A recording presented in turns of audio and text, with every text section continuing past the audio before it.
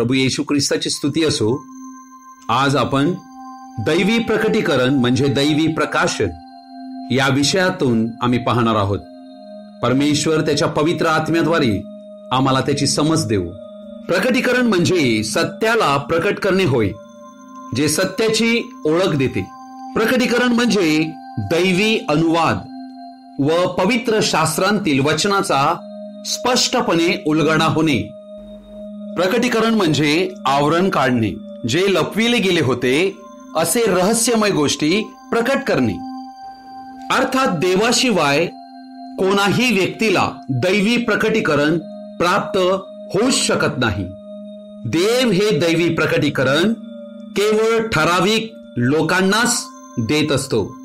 Bible हे पुस्तक देवाने अखिल मानवजातीसाठी स्वतःची ओळख व्हावी म्हणून दिलेलं आहे. परंतु बायबल हे प्रकटीकरण नाही, परंतु बायबल मधील असणाऱ्या शब्दामध्ये प्रकटीकरण लपलेले आहे व ते प्रकटीकरण देण्याचं काम केवळ पवित्र आत्माच करतो. अर्थात बायबल हे असं एक पुस्तक आहे ज्याविषयी आम्हाला कोडे वाटावे अशा प्रकारे हे लिहिण्यात आलेलं आहे. अर्थात यशायाचं पुस्तक याचा 28 अध्याय आणि 10वं वचन म्हणते, कारण नियमावर नियम, नियमावर नियम, कानूवर कानू, कानूवर कानू, थोडे येथे थोडे तेथे असे तो बोलत असतो. 13वं वचन म्हणते, ह्यामुळे त्यांस परमेश्वराचा संदेश अशा प्रकारे प्राप्त होईल, नियमावर नियम, नियमावर नियम, कानूवर कानू, कानूवर कानू, थोडे येथे थोडे तेथे. म्हणजे चालताना ते अडखळून मागे पडतील, भंगतील, पाशात सापडतील, पकडले जातील.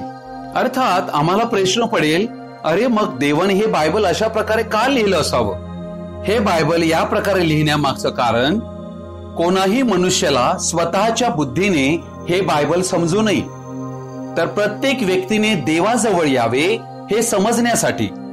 देव जो या बायबलचा लेखक आहे त्या लेखकाच्या साहाय्यानेच हे समजण्याचा प्रयत्न करावा, तरच तो आम्हाला हे दैवी प्रकटीकरणाद्वारे समजावेल. पेत्राचे दुसरे पत्र याचा 1 अध्याय याचं 20वं वचन म्हणते, प्रथम हे ध्यानात ठेवा की शास्त्रांतील कोणत्याही संदेशाचा उलगडा कोणाला स्वतःच्या कल्पनेने होत नाही.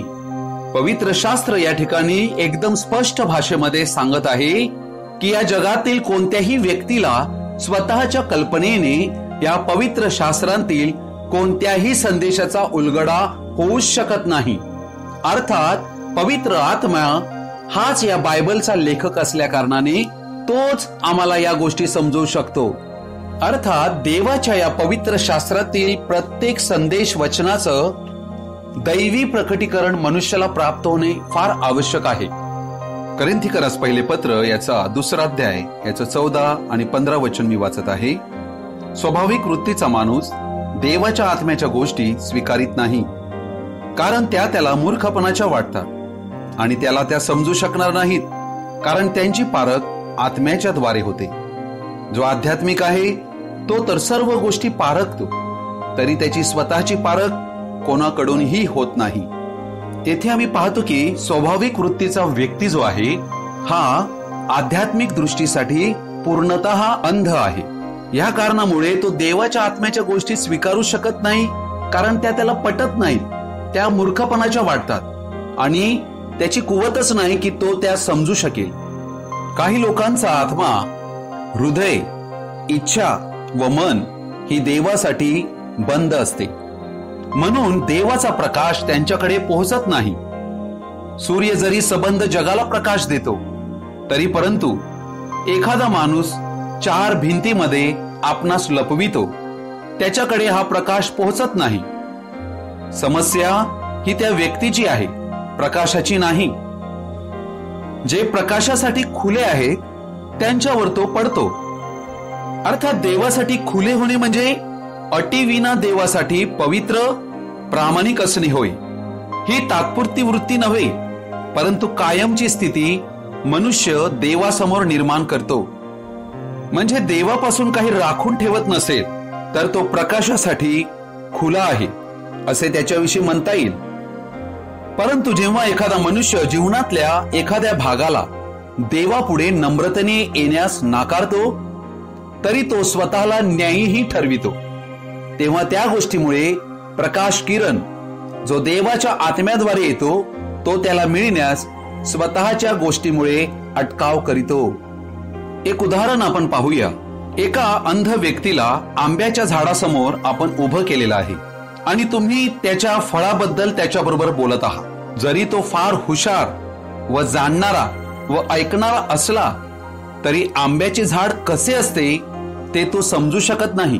तुम्ही त्याला हिरवा रंग याबद्दल बोला, त्याला ते समजू शकत नाही, कारण ऐकण्याचे जग पाहण्याच्या जगाहून वेगळे आहे व पाहण्याच्या जगाहून विचाराचे जग वेगळे आहे. जसा आंधळा व्यक्ती आंब्याचे झाड किंवा त्याचा रंग कानाने ऐकून समजू शकत नाही, परंतु ज्याला दृष्टी आहे तो हे सर्वच पाहू शकतो व समजू शकतो. तसंच जीव स्वभावाचा म्हणजे स्वाभाविक वृत्तीचा माणूस देवाच्या आत्म्याच्या गोष्टी समजू शकत नाहीत. जीव स्वभावाचा व्यक्ती देवासमोर अंध व्यक्ती आहे. आंधळा आंधळ्याला मार्ग दाखवू शकत नाही. आजच्या जगामध्ये आम्हाला कैक लोक असे बोलत असताना आढळतात की मी बायबल वाचतोय परंतु मला नाही समजत. अर्थात प्रत्येक व्यक्तीने देवाजवळ प्रार्थना केली पाहिजे की हे देवा, मला प्रकटीकरणाचा आत्मा तू दे, मला हे तुझं वचन तू समजव, मला यातल्या गोष्टी कळाव्या अशी माझी इच्छा आहे. पवित्र शास्त्रामध्ये प्रेषित कृत्य याचा 8 अध्याय याच्या 27 वचनात आम्हाला एक कुशी षंड आढळतो. हा कांदके राणी म्हणून आहे, हिचा एक मोठा अधिकारी होता आणि हा यरुशलेमेस उपासनेसाठी आला होता. 28 वचन म्हणते, तो परत जात असताना रथात बसून यशया संदेशाचा ग्रंथ वाचित होता. तेव्हा वचन 29 म्हणते, फिलिपाने पवित्र आत्म्याने फिलिपाला सांगितले, जा व त्याचा रथ गाठ. वचन 30 आणि 31, फिलिप धावत गेला आणि त्याने त्याला यशया संदेशाचा ग्रंथ वाचताना ऐकले. त्यावर तो म्हणाला, आपण जे वाचत आहात ते आपल्याला समजते काय? त्याने म्हटले, कोणी मार्ग दाखविल्याखेरीज मला कसे समजणार? मग त्याने फिलिपाला आपल्याजवळ येऊन बसायला वर बोलावले. अर्थात या ठिकाणी आम्हाला असं दिसते की फिलिप जो आहे हा पवित्र आत्म्याने परिपूर्ण भरलेला व्यक्ती आहे आणि म्हणून देवाचं वचन त्याला स्पष्ट समजत आहे. त्याला प्रकटीकरणाचा आत्मा मिळालेला आहे, म्हणून देव त्याला ज्याच्याकडे प्रकटीकरण नाही त्या व्यक्तीकडे घेऊन जात आहे. परंतु तो व्यक्ती कसा आहे? एकदम नम्र असा व्यक्ती आहे आणि देव नम्र बनल्याशिवाय दैवी प्रकटीकरण कोणाही व्यक्तीला देत नाही. ज्यांचा पवित्र आत्म्यानुसार नवीन जन्म होतो मग त्यांची आध्यात्मिक वाढ होत जाते, तेव्हा ठराविक वेळी हे प्रकटीकरण त्यांना लाभते. पवित्र शास्त्र हे टायपॉलॉजी म्हणजे छाया आणि त्याचे वास्तविक स्वरूप असे 2 भागामध्ये ते लिहिण्यात आलेलं आहे. अर्थात या बायबलमध्ये पुष्कळ रहस्ये दडलेली आहेत. मनुष्यांच्या उद्धारासाठी परमेश्वराचे संकल्प म्हणजे योजना या त्यामध्ये लिहिलेले आहेत. परमेश्वराचे जे वचन या बायबलमध्ये लिहिलेले आहेत हे संपूर्ण सत्य आहेत, ते पूर्ण आहेत, ते सिद्ध आहेत आणि न टळणारे आहेत. तिमिथ्याला दुसरे पत्र याचा 2 अध्याय आणि याचं 15वं वचन म्हणते की वचनाची नीट वाटणी करणारा असा तू देवाचा सेवक असावा. अर्थात प्रेषितांची कृत्य याचा 20वा अध्याय आणि याचं 27 वचन म्हणते, कारण देवाचा संपूर्ण मनोदय तुम्हा सांगण्यास मी कसूर केली नाही. ह्यालाच म्हणतात होल काउन्सिल ऑफ गॉड.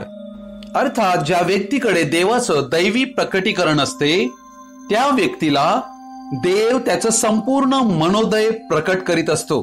अर्थात पवित्र शास्त्रात विविध विषय आहेत आणि या विषयांचं चौफेर ज्ञान या दैवी प्रकटीकरणाद्वारे देव आपल्या सेवकाला प्रकट करीत असतो. त्याने ते वचन देवाच्या मंडळीस कळवावे. प्रकटीकरण 2 प्रकारचं आहे. या जगातील सर्व मनुष्याला दिलेलं प्रकटीकरण याला नैसर्गिक प्रकटीकरण म्हणतात, जे रोमकरास पत्र याच्या 1 अध्यायातील 19 आणि 20 वचनात आम्हाला सापडते. तिकडे असं लिहिलेलं आहे, कारण देवाविषयी प्राप्त होणारे ज्ञान त्यांच्यात दिसून येते, कारण देवाने ते त्यांना दाखवून दिले आहे. लक्षात घ्या, येथे देवाविषयी प्राप्त होणारं ज्ञान जे देव त्यांना दाखवितो, अर्थात याला म्हणतात नैसर्गिक प्रकटीकरण. 20वे वचन म्हणते, कारण सृष्टीच्या निर्मितीपासून त्याच्या अदृश्य गोष्टी म्हणजे त्याचे सनातन सामर्थ्य व देवपण ही निर्मिलेल्या पदार्थावरून ज्ञात होऊन स्पष्ट दिसत आहे, यासाठी की त्यांना कसलीही सबब राहू नये. अर्थात हे नैसर्गिक प्रकटीकरण देवाने सर्व मनुष्य जातीला दिले असल्या कारणाने देव या जगाचा न्याय करणार आहे आणि त्यावेळेला कोणाही मनुष्याला सबब मिळणार नाही. देव दुसरं एक प्रकटीकरण देऊ इच्छितो, ज्याचं नाव आहे दैवी प्रकटीकरण, डिवाइन रेव्हलेशन. हे केवळ ठराविक लोकांनाच तो देतो, जेणेकरून त्यांना देवाची प्राप्ती व्हावी व त्यांनी देवाच्या ज्ञानास पोहोचावे. अर्थात प्रश्न असा उत्पन्न होतो की का बरे देव दैवी प्रकटीकरण इतर मनुष्यांना का देत नाही?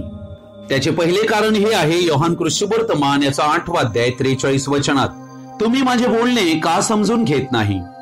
याचे कारण हेच आहे की तुमच्याने माझे वचन ऐकवत नाही. हे पहिलं कारण आहे. मनुष्याने देवाचं वचन ऐकवत नाही. या कारणामुळे त्यांना प्रकाशन जे पुढे हवाय ते प्राप्तच होऊ शकत नाही. अर्थात मनुष्य ती कुवत नसल्या कारणाने वचन समजून ते घेत नाहीत. म्हणून 47 वचन म्हणते, जो देवापासून आहे तो देवाची वचने ऐकतो. तुम्ही देवापासून नाही म्हणून तुम्ही ऐकत नाही.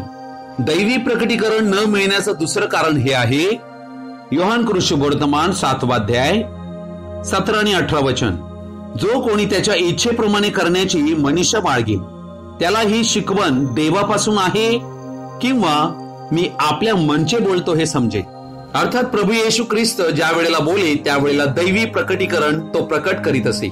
प्रभू येशू ख्रिस्त आपल्या शिक्षणामध्ये दैवी गोष्टीचं प्रकाशन देत असे. परंतु दैवी प्रकटीकरण कोणाला प्राप्त होईल? प्रभू येशूने म्हटले की जो देवाच्या इच्छेप्रमाणे करण्याची मनीषा बाळगेल त्यांनाच ते प्रकट होईल. म्हणूनच या जगातील सर्व लोकांना ते प्राप्त होत नाहीये.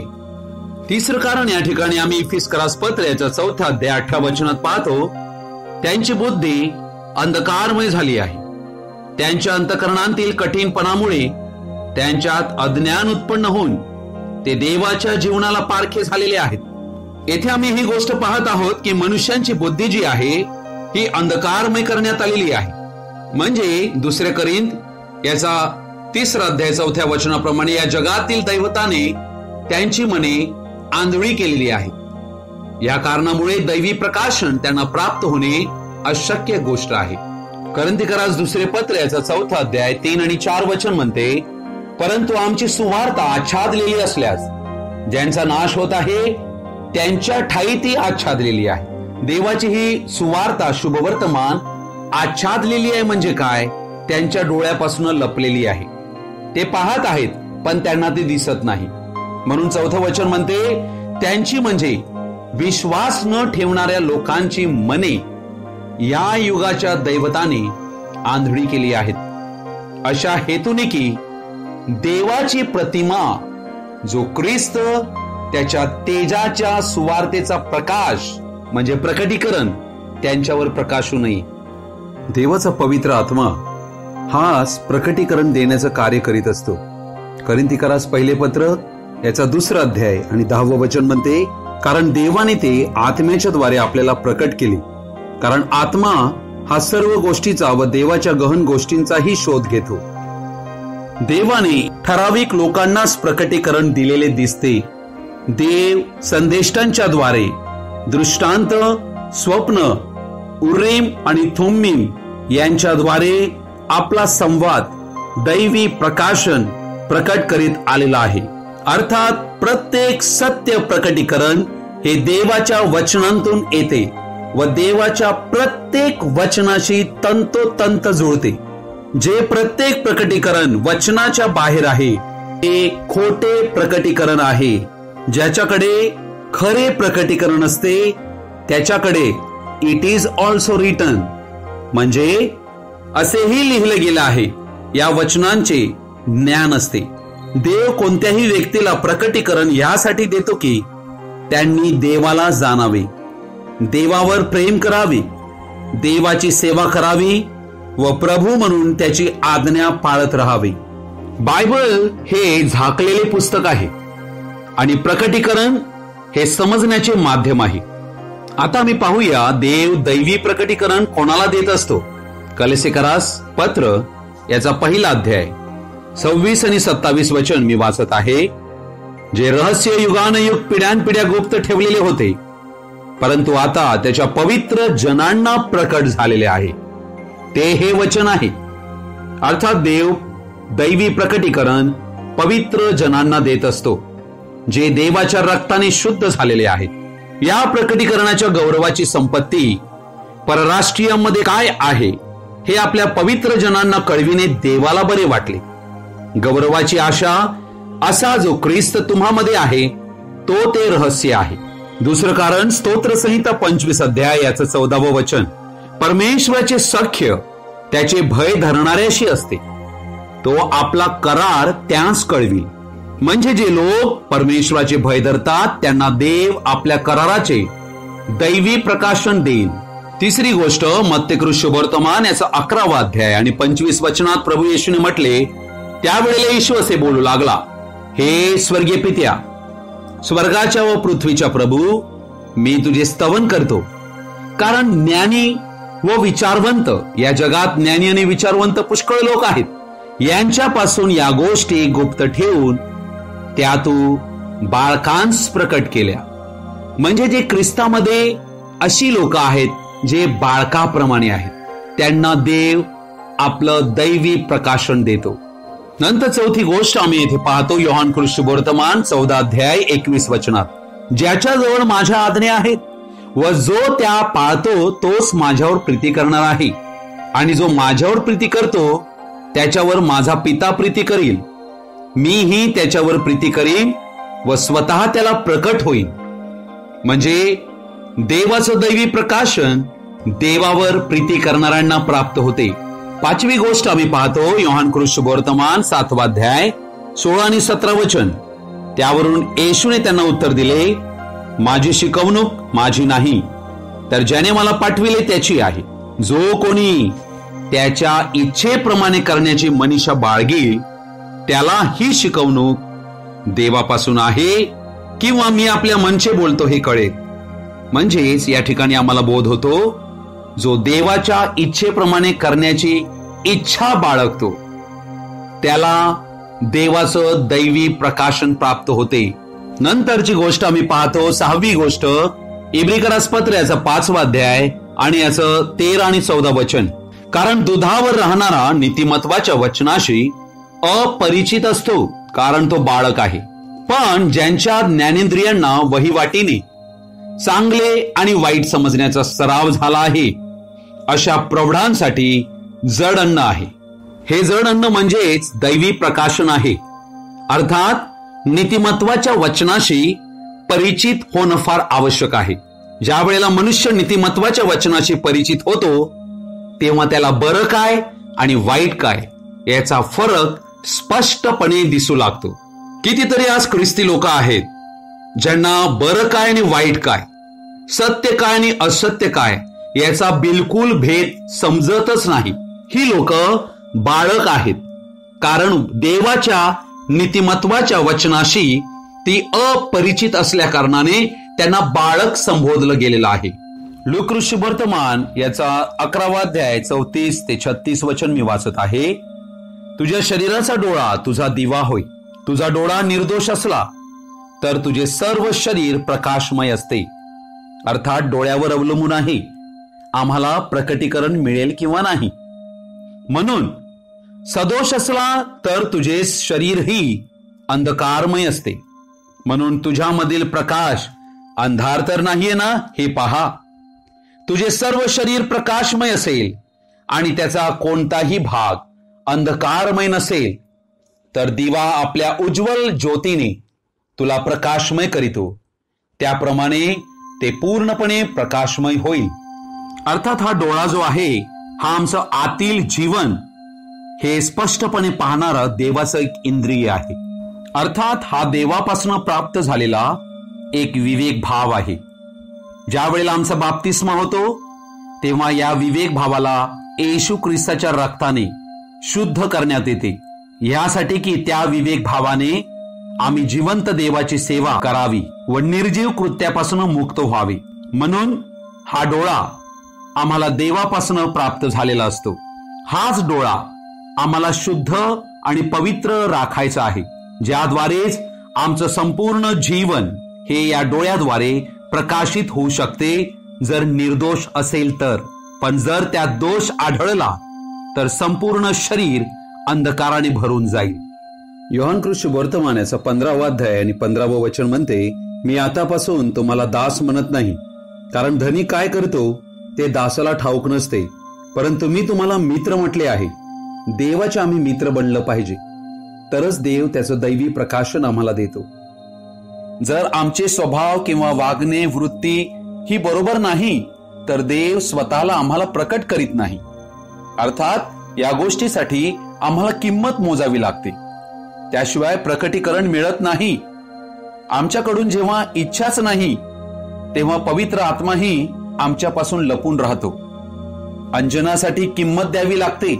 म्हणूनच प्रकटीकरण 3:18 म्हणते, तुला दिसावे म्हणून तू आपल्या डोळ्यास लावण्याकरिता अंजन विकत घे. संपूर्ण बायबल हे प्रभू येशू ख्रिस्ताचे दैवी प्रकटीकरण आहे. बायबलमधील प्रत्येक पुस्तक व त्यांतील वचने येशू ख्रिस्ताला दर्शवितात. म्हणून संपूर्ण बायबल हे प्रभू येशू ख्रिस्ताचे संपूर्ण प्रकाशन आहे. परंतु यावर विश्वास करतो कोण? यशाचं पुस्तक 53 अध्याय आणि 1 वचन म्हणते, आम्ही ऐकलेल्या वार्तेवर कोणी विश्वास ठेवला आहे? बघा, सुवार्तेवर विश्वास करणारे किती आहेत. परमेश्वराचा भुज कोणास प्रकट झाला आहे, अर्थात प्रभू येशू ख्रिस्त हाच देवाचा उजवा हात दाखवलेला आहे. हा कोणाला प्रकट झालेला आहे? याचं प्रकाशन कोणाला मिळालेलं आहे? हा प्रश्न आहे. मध्यकृष्ण वर्तमानाचा 16वा अध्याय 13व्या वचनापासून मी वाचत आहे. नंतर फिलिपाच्या कैसारियाकडल्या भागात गेल्यावर येशूने आपल्या शिष्यांना विचारले, मनुष्याच्या पुत्राला लोक कोण कोण म्हणून म्हणतात? कित्येक बाप्तिस्मा करणारा योहान, कित्येक एलिया, कित्येक इर्मया किंवा संदेष्टांतील कोणी एक असे म्हणतात. तो त्यांना म्हणाला, पण तुम्ही मला कोण म्हणून म्हणता? अर्थात कोणाही मनुष्याला प्रभू येशू ख्रिस्त जो देवपुत्र म्हणजे प्रत्यक्षात देव आहे ओळख मानवी बुद्धीने मिळू शकत नाही. देवच देवाची ओळख देतो. सिमोन पेत्राने उत्तर दिले, आपण ख्रिस्त जिवंत देवाचे पुत्र आहात. येशूने त्याला म्हटले, सिमोन बारियोना, धन्य तुझी, कारण मांस व रक्त यांनी नव्हे तर माझ्या स्वर्गातील पित्याने हे तुला प्रकट केले आहे. येथेच आम्ही पाहत आहोत, येशू ख्रिस्ताला अनेक लोक वेगवेगळ्या नावाने ओळखत होते. कोणी म्हणतात हा तर मंदिर तोडणार आहे, हा ठग आहे. कोणी म्हणतात हा देवनिंदा करणार आहे. कोणी म्हणतात खादाडांचा सोबती आहे. कोणी म्हणतात बालजबूब. कोणी भूतांचा अधिकारी म्हणतात. कोणी म्हणतात त्याला भूत लागले आहे. कोणी म्हणतात हा खोटा संदेष्टा आहे. कोणी म्हणतात हा दुष्कर्मी आहे. कोणी म्हणतात हा तर यहुदी राष्ट्राला फितविणारा आहे. कोणी म्हणतात कैसाराला कर देण्यास मनाई करणारा हा आहे. कोणी म्हणतात हा लोकांना चितविणारा आहे. आणि कोणी म्हणतात हा स्वतःला राजा म्हणवित आहे. माझ्या प्रिय भावा बहिणीनो, अशा प्रकारे प्रभू येशू ख्रिस्ताला विविध नावाने लोक ओळखत होते. तर कित्येक असे ओळखत होते की हा तर योहान कदाचित असेल. कोणी म्हणतो एलिया असेल, कोणी इर्मया, कोणी संदेष्टांपैकी कोणी एक. परंतु माझ्या प्रिय भावा बहिणीनो, प्रभू येशू ख्रिस्ताला या जगांतील कोणीही व्यक्ती स्वतःच्या बुद्धीने ज्ञानाने ओळखूच शकत नाही. प्रभू येशू ख्रिस्ताला ओळखण्यासाठी प्रत्येक व्यक्तीला दैवी प्रकटीकरणाची आवश्यकता आहे. व हे दैवी प्रकटीकरण मांस आणि रक्त हे कशाला दर्शविते? तुम्हा आणि आम्हा मनुष्यामध्ये असणारं तत्वज्ञान, आमच्या आयडिया, आमच्या कल्पना याद्वारे आम्ही देवाला ओळखूच शकत नाही. स्वर्गीय पिता जर प्रकटीकरण देईल त्याद्वारेच आम्हाला ओळखता येईल. प्रभू येशू ख्रिस्ताच्या पुनरुत्थानानंतर प्रभू येशू ख्रिस्ताचा एक शिष्य दिदूम म्हटलेलं थोमा, ह्याला प्रभू येशू ख्रिस्ताचे पुनरुत्थानानंतर दर्शन झाले नव्हते, म्हणून तो असा दावा करीत होता की त्याच्या हातातील खिळ्यांचे वन पाहिल्या वाचून, खिळे होते त्या जागी आपले बोट घातल्या वाचून व त्याच्या कुशीत आपला हात घातल्या वाचून मी विश्वास धरणारच नाही. मग 8 दिवसानंतर त्याचे शिष्य एकदा आत असताना त्याच्याबरोबर थोमा होता आणि दारे बंद असता येशू आलेला आहे त्यांच्यामध्ये आणि तो म्हणतो, तुम्हा शांती असो. योहान कृष्णवर्तमान 20 अध्याय 27 ते 29 वचन मी वाचत आहे.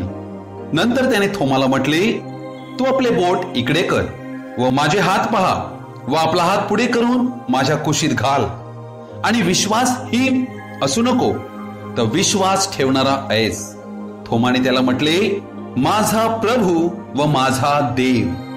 येशूने त्याला म्हटले, तू मला पाहिले आहे म्हणून विश्वास ठेविला आहे. पाहिल्या वाचून विश्वास ठेवणारे ते धन्य. थोमाला या ठिकाणी येशू ख्रिस्त हा माझा देव आणि माझा प्रभू हे प्रकटीकरण प्राप्त झाले, जे आज तुम्हानी आम्हालाही होणं अत्यावश्यक आहे. लूका शुभवर्तमान याचा 2 अध्याय 25 ते 30 वचन, यामध्ये आम्हाला एक सिमोन नावाचा भक्तिमान आणि नीतिमान व्यक्ती दिसत आहे, जो इस्रायलाच्या सांत्वनाची वाट पाहत होता आणि त्याच्यावर पवित्र आत्मा होता. प्रभूच्या ख्रिस्ताला पाहण्या अगोदर तुला मरण येणार नाही असे पवित्र आत्मेने त्याला प्रकट केले होते. त्याला पवित्र आत्मेने मंदिरात आणले आणि नियमशास्त्राच्या विधीप्रमाणे करण्याकरिता आईबाप येशूला आत घेऊन आले. तेव्हा त्याने त्याला आपल्या हातात घेऊन देवाचा धन्यवाद करीत म्हटले, येशूला आपल्या हाती घेतलाय जो बाळाच्या स्वरूपात आहे. हे प्रभू, आता तू आपल्या वचनाप्रमाणे आपल्या दासाला शांतीने जाऊ देत आहेस, कारण माझ्या डोळ्यांनी तुझे तारण पाहिले आहे. एक वृत्तांत आम्ही पवित्र शास्त्रातील प्रेषित कृत्ये याचा 10व्या अध्यायात वाचतो. येथे आम्ही 9 वचनापासून 23 वचनापर्यंत वाचत आहोत. इथे संत पेत्राला देवाने दृष्टांत दिलेला आहे. त्या दृष्टांतामध्ये तो पाहत आहे की आकाश उघडलेलं आहे आणि मोठ्या चांदव्यासारखे एक पात्र 4 कोपरे धरून सोडलेले पृथ्वीवर उतरून येत आहे आणि पृथ्वीतले सर्व प्रकारचे 4 पायांचे पशु व सरपटणारे जीव व आकाशांतील पाखरे होती. मग एक वाणी त्याच्याकडे आली, ती म्हणाली, पेत्रा उठ, मारून खा. पण पेत्र म्हणाला, असे नको प्रभू, कारण निषिद्ध व अशुद्ध असे काही मी कधी खाल्ले नाही. मग पुन्हा दुसऱ्यांदा त्याच्याकडे वाणी आली की देवाने जे शुद्ध केले ते तू अशुद्ध म्हणू नको. आणि 3दा असे झाले. मग लागलेच ते पात्र वर आकाशात घेतले गेले. या ठिकाणी आम्हाला काय आढळत आहे? संत पेत्राला देव या ठिकाणी एक प्रकाशन देत आहे. संत पेत्र हा एक यहुदी व्यक्ती आहे, परंतु आता हा यहुदी व्यक्ती एका परराष्ट्रीय व्यक्तीच्या घरी सुवार्ता सांगण्यासाठी देव त्याला पाठवत आहे. आणि म्हणून एक यहुदी व्यक्ती कधीही कोणा परराष्ट्रीय व्यक्तीच्या घरी कधीही गेलेला नव्हता. या ठिकाणी देव त्या ठिकाणी त्याला पेत्राला ही गोष्ट समजावून देत आहे, दैवी प्रकटीकरण त्याला देत आहे की कोणाही व्यक्तीला तू तुच्छ मानू नकोस, पक्षपात करू नकोस. म्हणून 34 वचनामध्ये आणि 35 वचनात तो म्हणतो, तेव्हा पेत्र आपले तोंड उघडून बोलला, मला खरोखर समजते की देव पक्षपाती नाही. तर प्रत्येक राष्ट्रात जो कोणी त्याला भीतो व न्यायी पण आचरतो तो त्याला मान्य आहे. मनुष्यांची मुक्ती ही प्रकटीकरणाशिवाय शक्य नाही. म्हणूनच ज्याला रॅप्चर म्हणतात, म्हणजे स्वर्गरोहण, हे देखील एक महान प्रकटीकरण आहे. अर्थात पश्चाताप करणे, पापांगीकार करणे, पश्चातापाचे ज्ञान मनुष्याला प्राप्त होणे, हे देखील दैवी प्रकाशनाने प्राप्त होते. हेच दैवी प्रकटीकरण मनुष्याला देवाच्या अधीनतेत ठेवते, पवित्र जीवन त्यांच्यात निर्माण करते.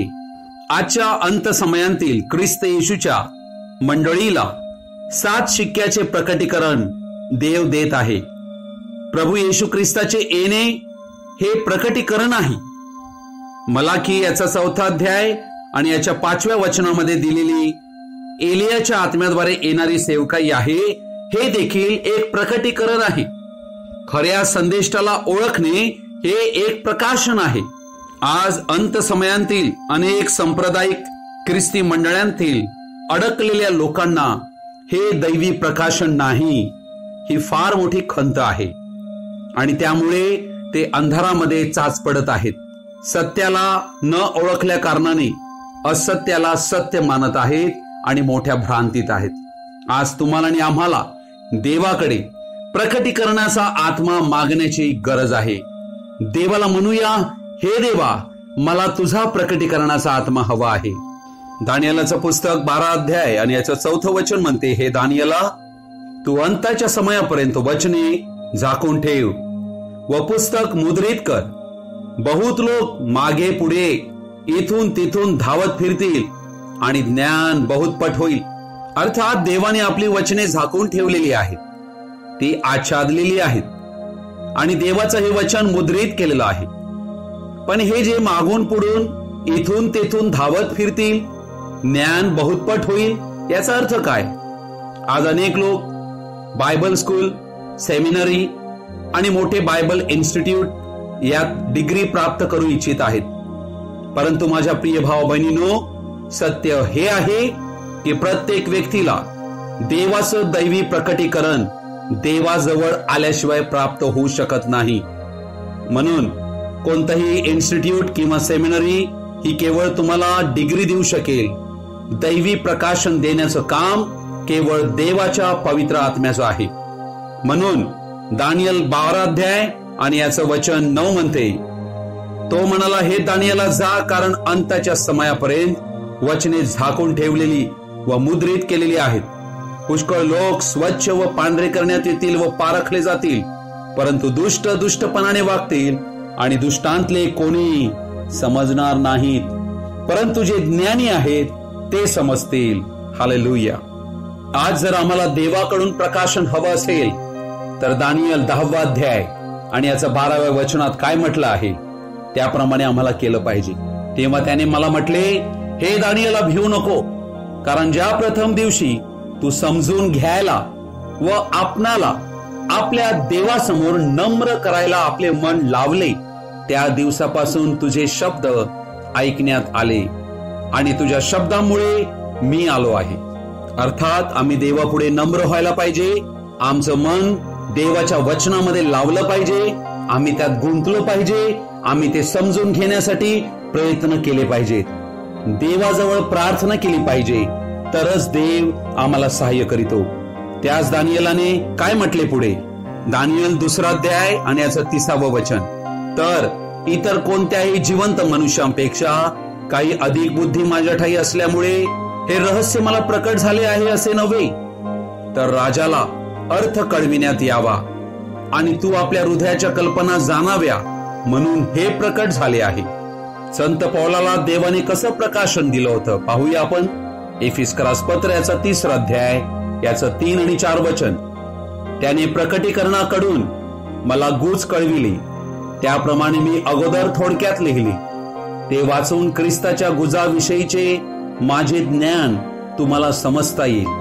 ते गूढ जसे आता त्याच्या पवित्र प्रेषितांना व भविष्यवाद्यांना आत्म्यात प्रकट झाले आहे, तसे ते इतर पिढ्यांमध्ये मनुष्यांच्या संतानास कळवले नव्हते.